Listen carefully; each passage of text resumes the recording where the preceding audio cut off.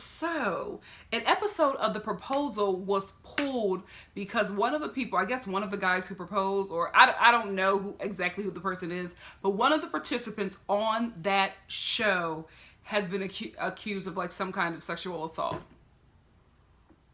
What the hell is going on in this like Bachelor Nation? At this point, you gotta throw the whole casting department away. I mean, they keep on getting these people on the show, casting people on the show who have like salacious backgrounds. How are y'all missing sexual assault? You know, being jailed for assault. Racist Instagrams, like what is going on? Or racist Twitter posts. It's so easy to clock somebody's Twitter. So I'm like, they are missing everything in these background checks. And at first I thought that it was just on purpose. It probably still is. Watching real. It probably still is, but I'm just like, what the hell is going on over there in casting? Colton gets a one-on-one. BECCA, sis, you don't see it right now, but honey, he don't want you. Colton do not want you. He is a scammer. He is the new scammer bae. He is scamming you, honey, for fame. And you know what? Let's get over to Tia, because it's so foul of you to play somebody who you are making believe that you are her friend because you were trying to get put on, because baby BECCA then exposed you. And I am inclined to believe that this is something that Tia put together, because the way she tried to play baby BECCA on Ari's season so that she can get ahead, because I don't for once, not one iota of me believes that she was interested in Ari. She was just trying to scam her way to be the next Bachelorette. And how I believe it is because Raven is her friend. And we all know she's scamming Bachelor Nation. I don't like it. I don't like it. Y'all know how I feel about BECCA. I feel like she has been through enough. I feel like this girl is the real deal. And I don't like people scamming her like this. I don't like it. Like, everybody breaks her heart and plays her. She got that abusive ex from back home that plays her, scammed and tried to play her for national TV and tried to come back and act like he wanted her. She knew that Jew didn't want her. This was all a little game for the cameras. You mean to tell me you flew to this place in Guatemala, don't know where these people are? You got off the plane and was just like, where are the white people from America? And just walked up to the set with some roses and a medium suit? Get the hell out of here. Oh my gosh. Let me calm down. You know how I know when I'm getting a little ahead of myself? It's not even just the level of my voice or my tone. It's when my accent comes out. When I heard that accent come out, I said, Nikki, calm down. Let me calm down. But I didn't like what that boyfriend did to her. I did not like what Ari did to her. How he filmed himself breaking his heart so he could get that blonde heifer that he left in Guatemala, wherever they were at, to win her over and be like, listen, I humiliated her. Will you take me back now? Truth be told, he never stopped messing with that chick. Then you get Tia and Colton on this show who can't act a damn way out of anything. I saw the game being played. I will admit I was blinded by my ovaries with Colton. But when I finally saw it, when I had to admit to myself that, Nikki, you're letting him skate because he's cute. He was cute. Not anymore. I'm starting to see all of his flaws. But now that I'm seeing it or being honest with myself, I don't like it. I don't like, everybody keeps on playing this girl. Like, she is just, like, I'm just like, BECCA, you can't trust nobody. BECCA can't trust nobody in Bachelor Nation. None of them people are loyal to you. None of them. Don't let any of them call you your friend. I mean, even the ones who ain't done nothing to you. Maybe baby BECCA. Maybe Cian. Kendall. Baby BECCA, Cian, and Kendall. Not that other chick. I forget her name, but no tea, no shade. I got a big forehead too. But she the one with the big forehead, and she was crying on the final rose about Ari not being honest to BECCA and hurting her, whatever. I don't trust her either. She seems very camera ready. Cian, Kendall, and baby BECCA. Those are your only friends in Bachelor Nation. Don't trust nobody else, BECCA. None of them. None of those people are here for you. They are using you because the cameras are focused on you and they want to get back in the spotlight. Cut them vultures where they stand, sis. They not for you. Blake is, did you pick him? Please tell me you ain't pick Garrett.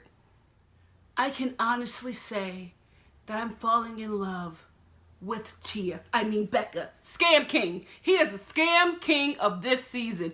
You are a scammer, Colton. I am disappointed in you because you are fine and you should have done better. But you disappointed me. I am disappointed. Like, this girl ain't been through enough. You know, when you was banging Tia in that motel in Louisiana that y'all were getting something together for the Bachelorette or whatever. She told you, that slick heifer told you that she was going to be the next, wait, I'll call her Raven. Is her friend named Fallon? Y'all know who I was talking about. Anyway, I just realized that. I was like, is her name Fallon? And I call her Raven? She one of them names, one of them trashy names. You know what? Let me not do that because I might have a Fallon or a Raven who watches this. I'm sorry. I'm just in my feelings. That's not right. But she got a name, one of them, Fallon or Raven or whatever. But I feel like this is something that they put together and Tia thought she was so confident. She thought that she was going to be, she just knew that she was going to be the Bachelorette. She told Colton that if you want to sample this backwater crawfish again, then you need to audition for this show. I'm pretty sure they'll take you. You're fine. You got a great story. You got the, is this a sickle cell? Wait. Whatever campaign he got, alopecia, whatever foundation he has, they scammers. Let me get some water. I'm pissed. What the hell happened to Wayne Newton? Like, when he walked out, I was like,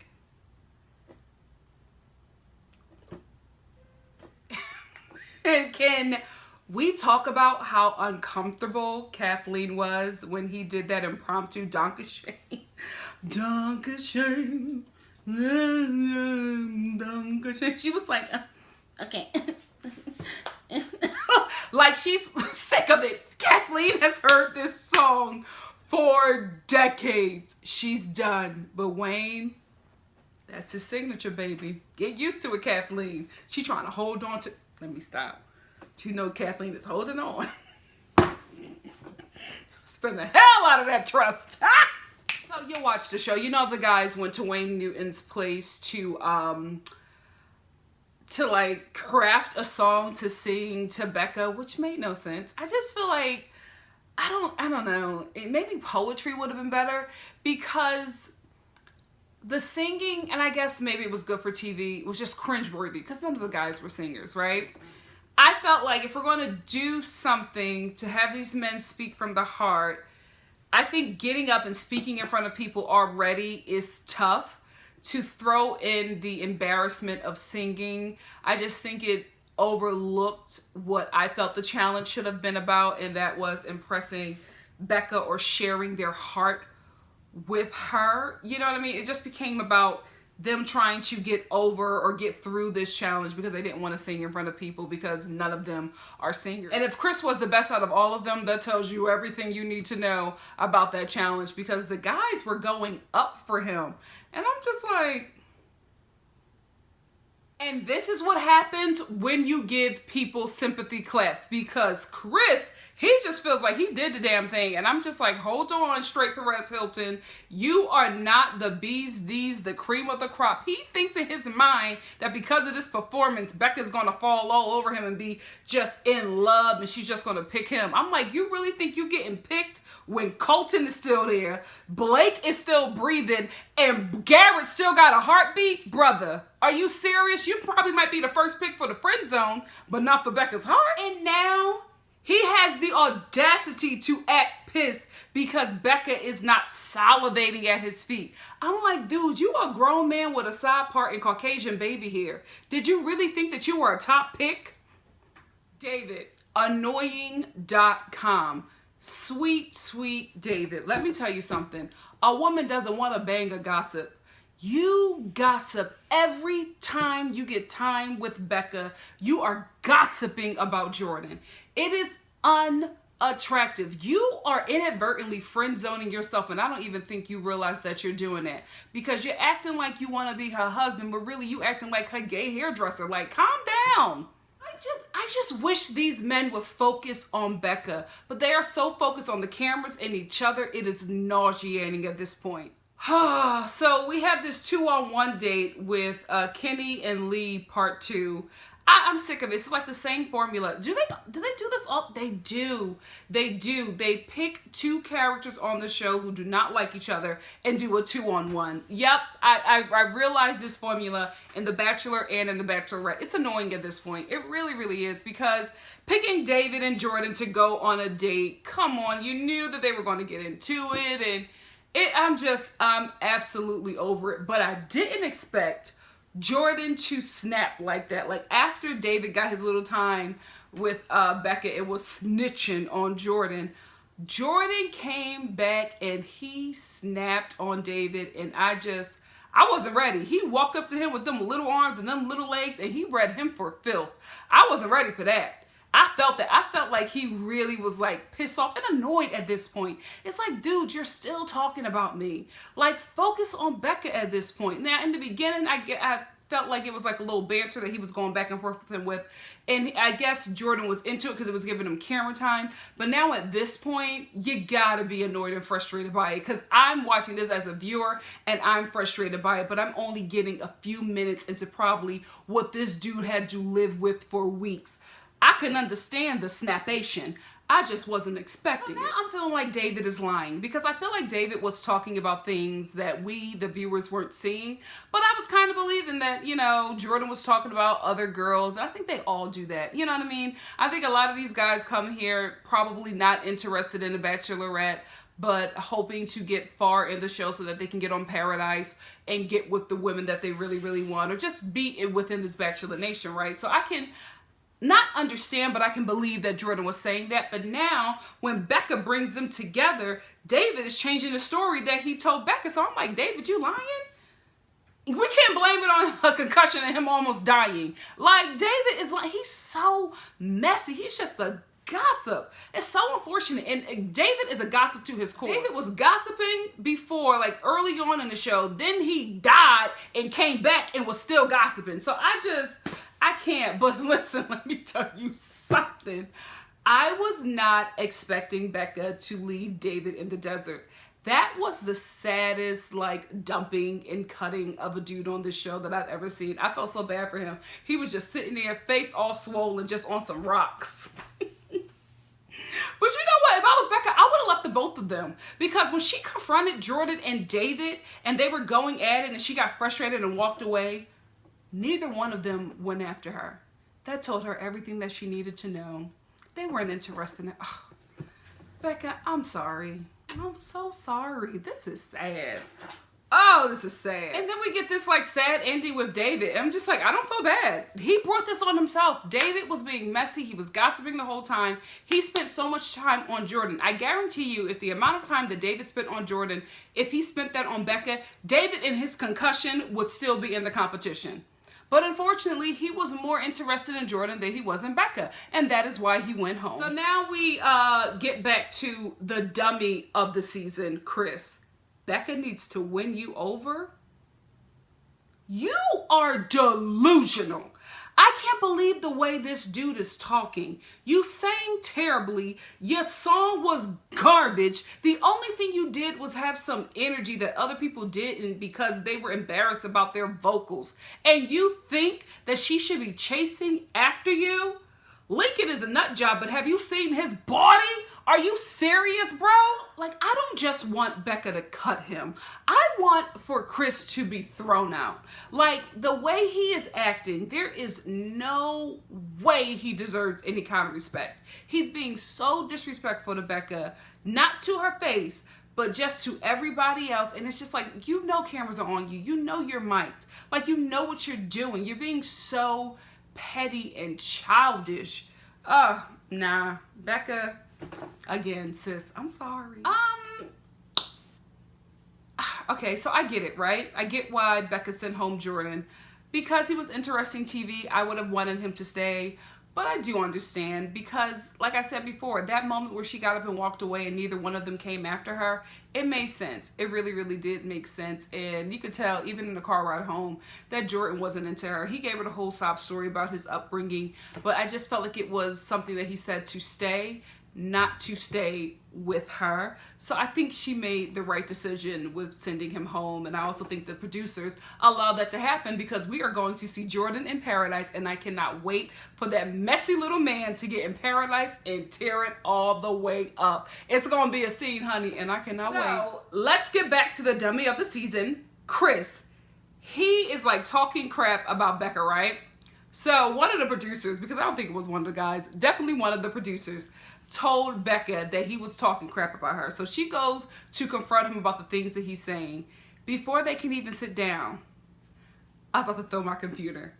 This dude says to her, "Oh, you owe me like 5,000 kisses." Are you serious? You got freaking baby hair. You're a grown man and you got Caucasian baby hair, and you were telling this woman, how do you fix your lips to tell a woman that they owe you anything? Dating you is doing you a favor. Going out with you is a huge favor. How do you even, like, man, this is what I talked about in my last review. I thought Becca had the cream of the crop, man. I thought she had the pick of the litter. These dudes, basura, trash. Be real here. Rachel went home with a Cuban hotep, but I will take Brian over any of these dudes except for Blake. I think that Blake is the one. I think he's the one. He's still in my top. Blake is still in my top, but I take Brian over all of them. They are basura. And then Chris starts doing that thing that I do not like that these men do to Becca. She's telling him her issues that she has. He's talking over her, shutting her down, telling her that what she is thinking and feeling is not true. That's not what it is. Giving her, feeding her what she should be feeling or saying. And it's just, these men have done this to her. And I'm telling you, I feel like trash dudes know when a woman has been verbally, physically, any kind of abuse. They know when a woman has went through that, and they look at women like Becca as prey, and they know when to go in, and they know what soft spots to touch to get her mind just going every which way.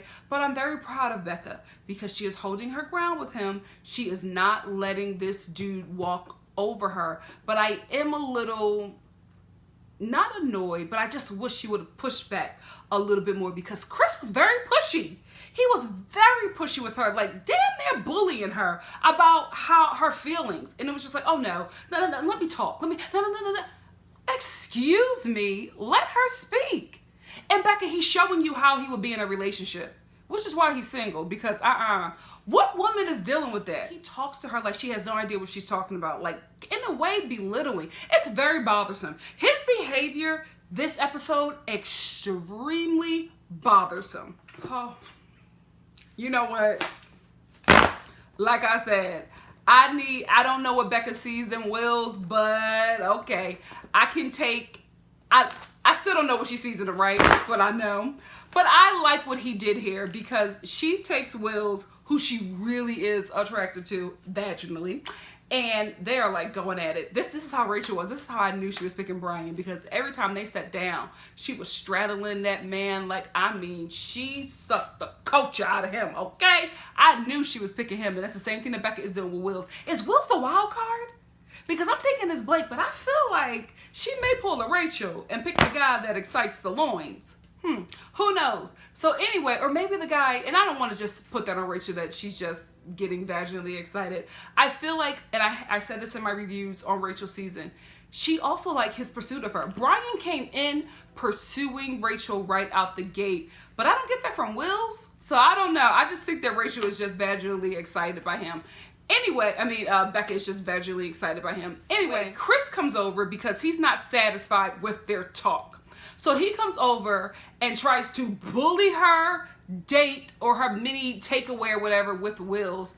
And Becca looks him in his eye and she says, "We just sat down." Bro, that was your hint. I would have packed my bags and left because you're going to get cut. You're going to get cut. I would not have embarrassed myself like that. When Becca looked at you and said, "We just sit down," and she was talking, she was with another man, had her legs over him, that let you know everything that you needed to know. She was not interested in you. She's done. And then he looks at Wills and he's just like, "Let me have some time. Come on, bro." You know, doing that like manipulative thing that he does that I'm starting to see as a pattern with him. And then Wills is like, "I'm going to give you 2 minutes." because he didn't want to do it anyway. And they were going back and forth and it was getting uncomfortable. So I'm glad that Wills took the initiative and just got up because it was going to get ugly. And that's not something that BECCA needs to see. Although, can we be real? It's attractive. We like it when he get a little rough. It's true, you know, because you know that he can protect you. So anyway, but I like the fact that he didn't do it. He got up and he let him have his minutes, his 2 or so minutes. Then he comes back and Chris gets mad. He's like, oh, can you give me 5 minutes? You asked for 2, now you want 5. And Wills was not going to let him do that. So he stood there and he was like, no. And BECCA is looking like aroused. She's probably aroused. Like, come on, let's be real. Like, oh my goodness, is he gonna punch him? Ah! Ladies, you know how we are. So anyway, Chris ends up getting and leaving, but he's like staring down Wills like he gonna do something. And I'm like, Chris, you've been embarrassed enough on this episode. Walk away. Just walk away. As soon as he leaves, Wills and BECCA gets right back into it. And I'm like, dude, just go to your hotel room, pack up your stuff and leave. Go to another hotel and enjoy Vegas. But this is embarrassing at this point. Don't let yourself look like a dummy on national TV. You've looked like a dummy so far. At least leave with a little ounce of self-respect, some kind of dignity. Don't be this guy. But Chris is that guy, and he remains. Oh my goodness, Chris, shut up. Now he's playing victim. He goes and he sits with a guy, and he's trying to complain about Wills, and Garrett, he stands up, he's like, I'm gonna defend Wills. Like, no, you had your time. That wasn't enough, then it wasn't enough. But we all need our time as well. So, okay, Garrett, guys, I don't know. Like, I don't know who, like, I like that part of Garrett. I would like to see more, like, he had an opinion about something. He wasn't okaying and yesing everything. And I think that's what I want from Garrett. I want opinions. I want to know what you think and how you feel. Not that, oh, BECCA loves this, I love this. I just don't think it's real. But I did like how he stood up for Wills, and I did like how all the members just like, dude, shut up. You're complaining like you didn't want to be here. Now all of a sudden you want to be here. Now it's everybody else's fault. Like, they shut Chris down. I love that. But I also love how BECCA brought him back and got him together. Because Chris is trying to say all this stuff to her, trying to like woo her, whatever. She's just like, but you were so quick to jump ship. Like, you're doing all this explaining, but you were telling everybody that you wanted to leave. Oh no, that wasn't it. No, listen. The way he talks to her, he's a very selfish person. And if you're on this show trying to show this woman that you want to be her husband, why are you doing everything the opposite of a husband? Like what a husband should do. Like, you're very selfish. A husband is never supposed to be selfish. A husband actually is the least selfish person in the relationship. Although we all know it's the mother. But the wife, you know what I mean? But I'm just like, I don't know. Like, just from what he's shown, I would have cut him. But BECCA doesn't. Which pissed me off. Like, you cut a freaking Venmo billionaire and kept straight Perez Hilton with Caucasian baby hair. Girl, what? What, BECCA? What? Disappointed. But I now realize why she kept Chris. Keeping Chris was a producer pick because Chris is messy. He is messy. He causes drama. He's going to get in some more stuff. So I understand cutting the guys that just weren't messy, that would not kick up some dirt like Chris will, because BECCA's over Chris. If you don't really know these kind of cues about BECCA, listen up. When BECCA is done with the dude, or a situation, period, when she's done, she gives very short answers. Every dude that she has cut thus far, she's been very short with them. Like, even in her conversation with Chris, she was like, yes, really, sure, okay, sure, fine, yeah, well, very, very short. She's not engaging in him. So at this point, I feel like the producers were just like, let's keep Chris another episode just to get some things going. Because because when you watch the trailer, he's kicking up dirt again. So that's why he's sticking around. I think she's done. She's not interested, but you know, producer pick keeps Chris around for some more interesting TV. And guys, if I'm not filming, I promise you I will get this review to you, if not that night, the next morning. I'm going to do my best, but as of now, I'm filming on Monday. It's hard because I love doing this, but you know, a sister got to work and I'm living my dream. So thank you, Jesus. But I'm going to try to get it up to you guys as soon as possible. Thank you so much for sticking with me. Thank you guys for checking in with me. And if you like what you see here, please, not here, but also here, joking. If you like what you see here, please like, comment, subscribe, and share. And I will see you, in the next video for my thoughts and review, maybe rant or raving about the Bachelor in Paradise cast. Stay tuned. Bye, guys.